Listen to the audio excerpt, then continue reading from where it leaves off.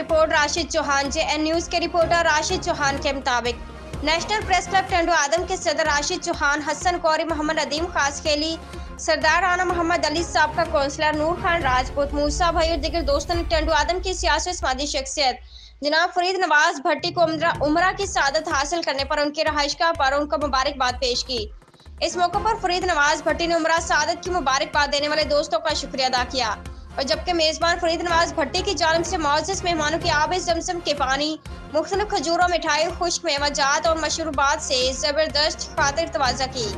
आखिर में फरीद नवाज भट्टी ने सब दोस्तों के लिए दुआ करवाई कि अल्लाह ताला सब दोस्तों और उनकी फैमिलीज को हज और उम्रा की सआदत हासिल करने की सआदत नसीब अता फरमाए। Rashid Chauhan, press reporter, JN news Tando आदम।